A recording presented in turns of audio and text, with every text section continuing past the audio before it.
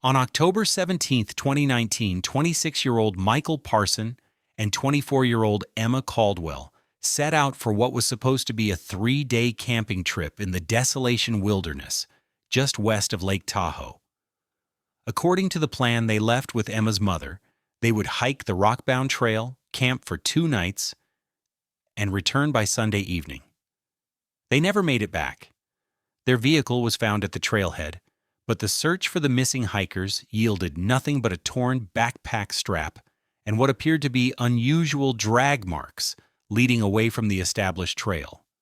3 years later, on November 2, 2022, a forestry worker discovered Michael Parson asleep in a hollow tree trunk near Ward Creek, 17 miles from where the couple had disappeared. He was severely malnourished, wearing Emma's jacket, and suffering from extreme psychological trauma. "She's still in the quarry," he repeated when questioned. "She's waiting for me to come back." But what happened to Emma Caldwell and who was responsible for their disappearance, you will find out in this video. At 7:48 a.m. on October 17, 2019, security footage from a gas station in South Lake Tahoe captured Michael and Emma purchasing supplies for their trip. Michael worked as a surveyor for an environmental consulting firm. Emma was completing her graduate studies in geology at UC Davis. They had been dating for 8 months. The cashier later recalled that they seemed excited about their trip, discussing the weather forecast and debating which trail to take. Emma wore hiking boots, jeans, a gray thermal shirt, and a distinctive red down jacket. Michael had on khaki hiking pants, a blue flannel shirt, and a black waterproof jacket. At 8:32 a.m., their credit card was used at a nearby grocery store where they purchased energy bars, trail mix, and 2 sandwiches. The receipt showed they also bought extra batteries for their headlamps. Their last verified communication was a text message Emma sent to her mother at 9:14 a.m. "Starting the hike now. Should have service at certain points. We'll check in tonight if possible."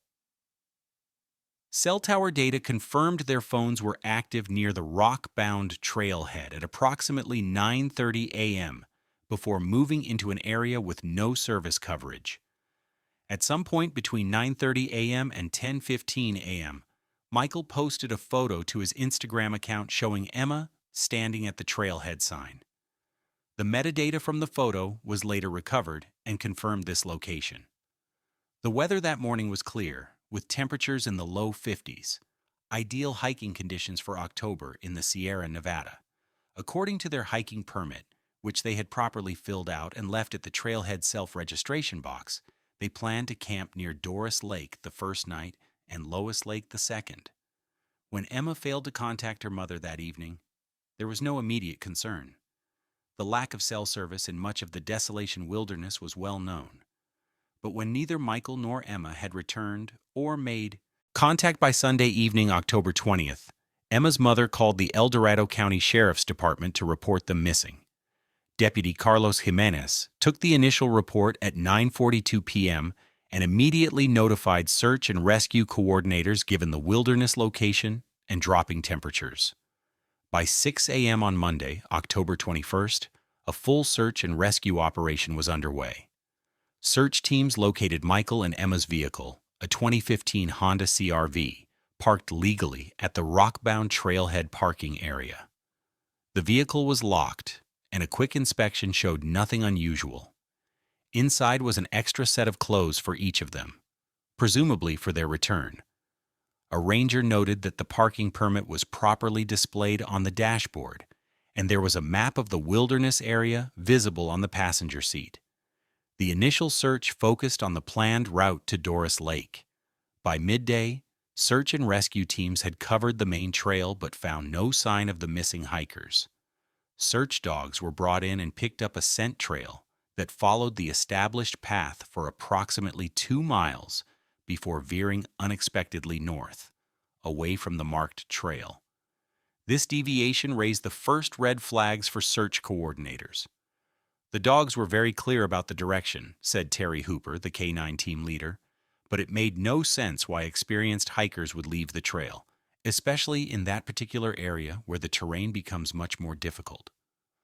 The dogs followed the scent to a rocky area where they became confused, circling, and unable to pick up a clear direction.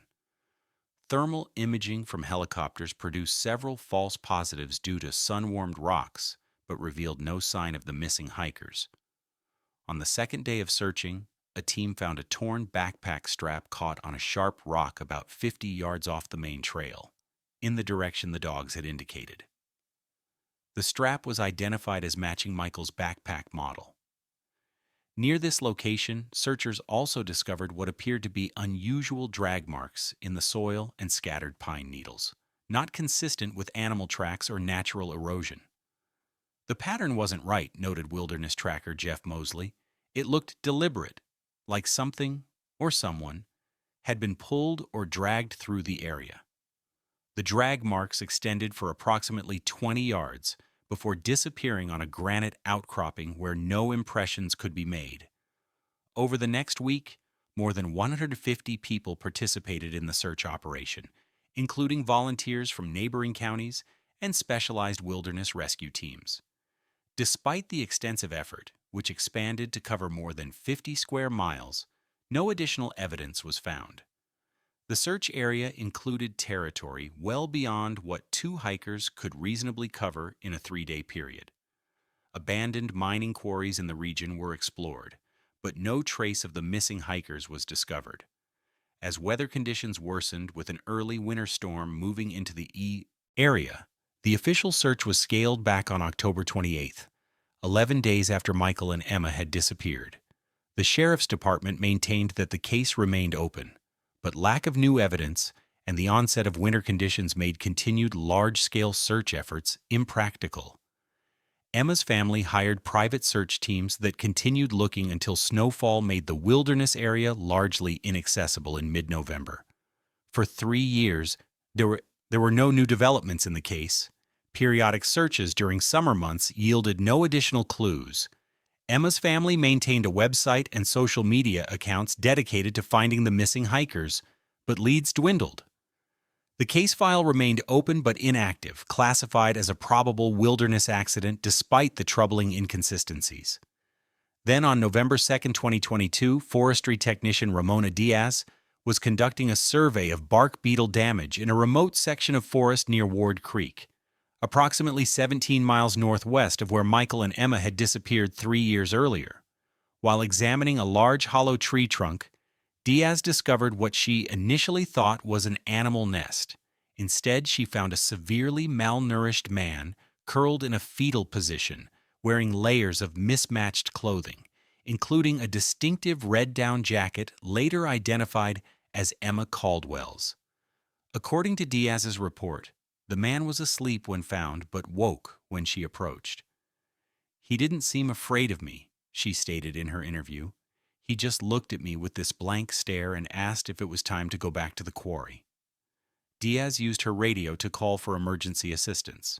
When paramedics arrived, they found the man severely dehydrated, malnourished, and disoriented. He was able to identify himself as Michael Parson, but provided little other coherent information. The medical team noted that he kept clutching at Emma's jacket he was wearing, refusing to let go even as they attempted to examine him. Michael was transported to Barton Memorial Hospital in South Lake Tahoe, where his condition was assessed as critical due to severe malnourishment, exposure, and multiple untreated infections. His weight at admission was 97 pounds, approximately 70 pounds less than his last recorded weight before the disappearance. Medical records indicate he had a core body temperature of 94.6 degrees, consistent with prolonged exposure. Most notable to the medical team was the contrast between different parts of his body. While his face and hands showed evidence of recent sun exposure, the rest of his body displayed signs of vitamin D deficiency, consistent with prolonged lack of sunlight. His physical condition told 2 different stories, Dr. Helen Mirza noted in her evaluation. His extremities suggested recent outdoor exposure, but the rest of his body showed classic signs of long-term confinement without sunlight. Blood work revealed severe anemia, vitamin deficiencies, and elevated levels of heavy metals, consistent with drinking contaminated water. Of particular interest to investigators were circular scars around his wrists and ankles, which Dr. Mirza's report described as consistent with long-term restraint, with rigid materials, possibly metal. Once stabilized, Michael was placed under psychiatric observation. The initial psychiatric assessment described him as oriented to person, but not consistently to time or place. He recognized his own name and remembered basic details about his life before the disappearance, but showed significant confusion about the passage of time. When told it was 2022, he became agitated, insisting repeatedly that the calendar in the quarry says 2020. During initial questioning by Detective Ramon Torres of the El Dorado County Sheriff's Department, Michael provided a fragmented account of what had happened. According to the interview transcript, he claimed that he and Emma had been hiking when they decided to explore what appeared to be an abandoned mining site just off the trail. We saw the opening, thought it would be interesting. Emma wanted to see the rock formations, he stated. Michael claimed they had become trapped when a section of the entrance collapsed, separating them from the main trail. According to this initial account, Emma had been injured in the collapse and died several days later, despite his efforts to help her. Michael claimed he had buried her body in the quarry and then spent the next 3 years trying to find his way out of an extensive network of abandoned mining tunnels. He stated that he had eventually emerged from the tunnels several days before being found and had been trying to orient himself to return to civilization. "I tried to save her," he repeated throughout the interview. "I did everything I could, but she was hurt too badly. I buried her myself." When asked about Emma's red jacket that he was wearing, Michael became emotional. "It still smells like her. I couldn't leave it behind." This account, while plausible on its surface, immediately raised concerns for Detective Torres. The location where Michael was found was miles from any known abandoned mines in the area. Furthermore, his physical condition did not match his story of having spent years navigating mining tunnels. His hands were soft and uncalloused, inconsistent with the physical labor such survival would require. The medical evidence of restraint marks also contradicted his story of freedom of movement within the tunnel system. Most significantly, Michael's timeline did not align with evidence. He claimed Emma had died within days of their disappearance in October 2019, yet when shown their original missing persons flyer, he became confused about the date, stating, No, that's wrong. We went hiking in 2020, not 2019. This temporal confusion, combined with his reference to the calendar in the quarry, suggested to investigators that Michael's perception of time had been deliberately manipulated. As Michael's physical condition stabilized, Torres shifted his approach. The investigation now treated Michael not just as a victim, but as a possible suspect. The working theory became that Michael might have been responsible for Emma's death and had fabricated the story to cover his actions. This was a standard investigative approach in cases where only one member of a missing pair returns, particularly with inconsistent accounts. We had to consider the possibility that this was a homicide, followed by 3 years of hiding, Torres noted in his case file. The temporal confusion could be a convenient cover for inconsistencies in his story. Forensic psychologists who evaluated Michael suggested his behavior could potentially represent a complex guilt response and possible psychotic break, rather than actual captivity. To test this theory, investigators conducted a thorough background check on Michael, examining financial records, employment history, and relationships prior to the disappearance. They found no significant red flags, no history of violence, no concerning financial transactions, and by all accounts, his relationship with Emma had been positive. Colleagues and friends described them as well-matched and reported no signs of conflict. Most significantly, there was no evidence of Michael accessing money, using identification, or contacting anyone during the 3 years he was missing. Unusual behavior for someone in hiding. The case took a dramatic turn when forensic analysis of Michael's clothing revealed something unexpected. Fibers found on the inside of Emma's jacket that Michael had been wearing contained traces of a specific type of industrial solvent used primarily in commercial granite and marble workshops. This chemical was not commonly found in outdoor environments or abandoned mines. Additionally, soil samples taken from his shoes contained mineral deposits not native to the Lake Tahoe area, but consistent with quarries in neighboring Nevada. While investigators continued to gather evidence, Michael's mental state began to deteriorate in the controlled hospital environment. Nursing logs documented increasing anxiety, particularly at night. He began insisting that windows be checked multiple times and became severely agitated when left alone in rooms with the door closed.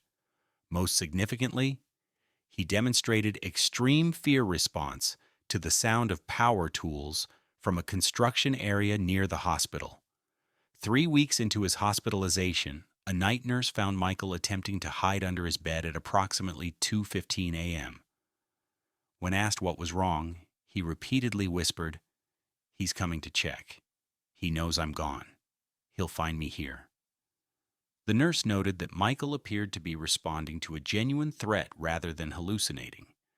This incident prompted increased security measures around Michael's room.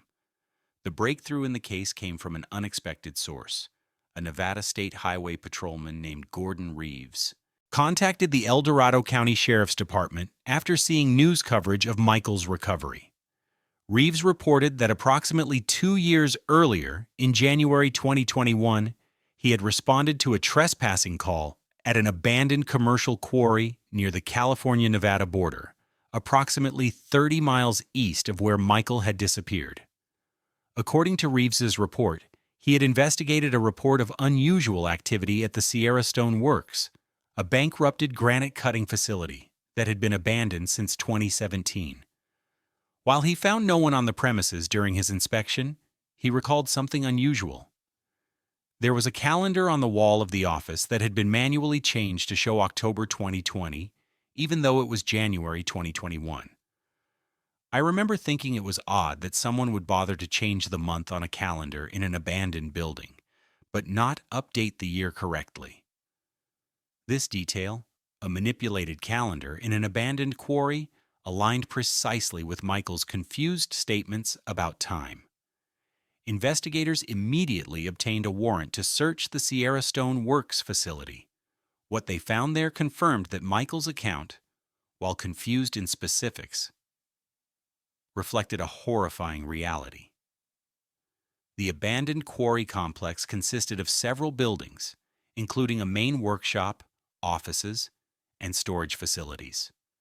In a windowless room in the basement level of the main building, investigators discovered evidence of long-term captivity.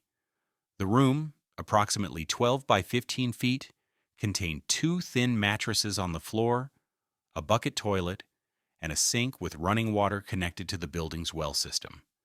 The water, when tested, showed the same contaminants found in Michael's blood work. Most disturbing were the restraint systems found bolted to the floor, 2 sets of metal shackles connected to chains long enough to allow movement within the room, but not escape. The metal composition and diameter of these restraints matched precisely with the scarring patterns documented on Michael's wrists and ankles. On one wall hung a calendar open to October 2020, exactly as Michael had described. In an adjacent room, investigators found what appeared to be a workshop with various cutting and polishing tools used in stonework. This room contained numerous stone samples and projects in various stages of completion. Among these was a marble headstone partially carved with Emma's name and the date October 2019. The forensic team noted that the stone dust and chemical residue in this room matched exactly with the trace evidence found on Michael's clothing. Most significantly, in a freezer unit in another part of the building, wrapped in plastic and preserved by the cold, investigators discovered the body of Emma Caldwell. She was wearing Michael's black jacket. Autopsy results would later confirm that she had died approximately 6 months earlier, around May 2022, from a combination of malnutrition, infection, and exposure. Not in 2019, as Michael had initially claimed. The investigation now shifted to identifying who was responsible for the abduction and captivity. Ownership records for the Sierra Stone Works showed it had been purchased at bankruptcy auction by a holding company called Granite Basin Investments in 2018. The sole proprietor of this company was identified as Lawrence Wheeler, 58, a former geologist with a specialty in granite and marble formations. Background investigation into Wheeler revealed a troubling history. He had worked legitimately in the mining and stone industry until 2015, when he was fired from his position at a geological survey company following erratic behavior. Former colleagues reported that after his wife's death from cancer in 2014, Wheeler had become increasingly obsessed with the idea that certain stone formations contained preservative properties that could prevent decay and death. Wheeler had no criminal record, but further investigation revealed concerning patterns. He had been questioned twice in the previous decade in connection with hikers who had gone missing near sites where he was known to collect stone samples, though no charges had ever been filed due to lack of evidence. Analysis of the quarry site provided investigators with a clearer picture of what had happened to Michael and Emma. Based on the evidence, investigators determined that Wheeler had likely encountered the couple near the rock-bound trail, possibly when they ventured off the main path to look at geological formations, consistent with Emma's interests as a geology student.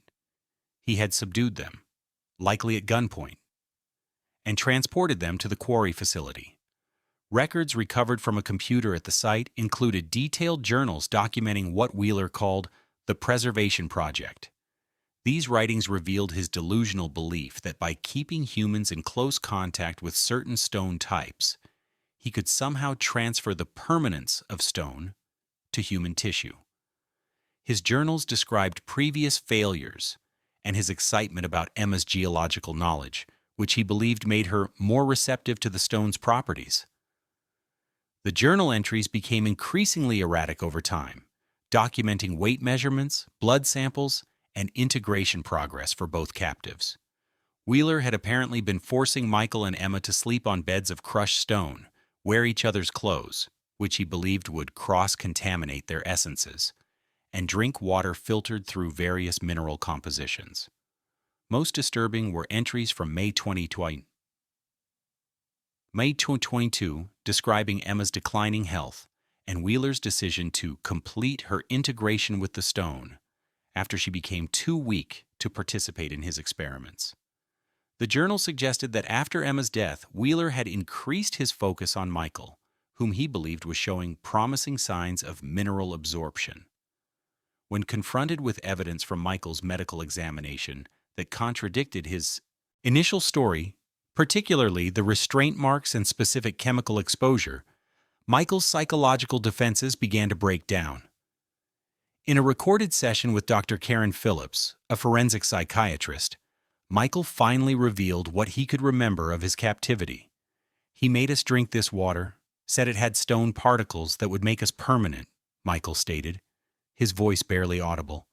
"Emma got sick first. She couldn't keep the water down." When asked directly about Wheeler, Michael became visibly distressed. He said he was helping us. He said we were lucky, that we would become like the stones. He made us switch clothes because he said it would help us absorb each other's. Something about essences. Michael's memories remained fragmented, with significant gaps, particularly around Emma's death. "I remember she was very cold. I put my jacket on her. Then one day, he took her away. He said she was ready for the next phase." When asked when this occurred, Michael showed continued temporal confusion. The calendar said it was still 2020. He kept changing the month but not the year. "I don't know how long." With an arrest warrant issued, local authorities and FBI agents attempted to apprehend Lawrence Wheeler at his residence in Reno, Nevada, on December 12, 2022. Wheeler was not at the home, but evidence suggested he had left hurriedly. A multi-state manhunt ensued, focusing on remote areas where Wheeler was known to collect stone samples. On December 18th, a Nevada Fish and Game warden discovered Wheeler's vehicle parked at a remote trailhead in the Humboldt-Toyabe National Forest. A search of the surrounding area led to the discovery of Wheeler's body in a small cave, approximately 2 miles from the road. According to the coroner's report, he had died from a self-inflicted gunshot wound approximately 48 hours before being found. A notebook found with his body contained rambling writings about continuing the work on the other side and references to other specimens he had helped preserve over the years.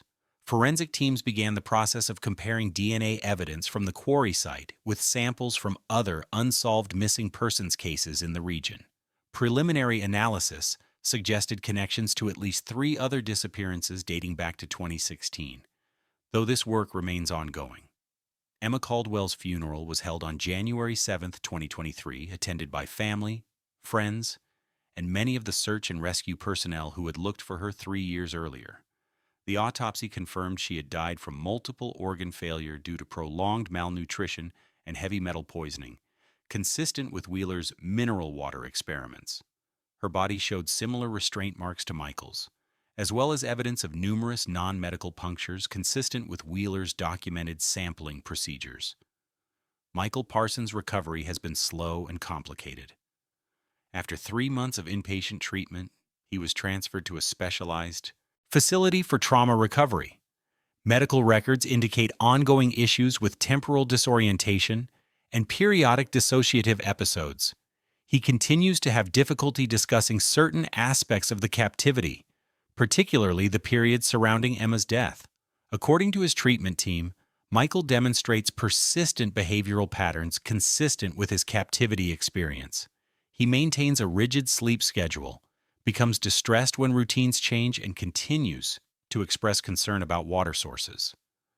Perhaps most notably, he refuses to wear his own clothes, preferring oversized women's garments similar to Emma's. The subject's integration back into normal life presents significant challenges, Dr. Phillips noted in her 6-month follow-up report.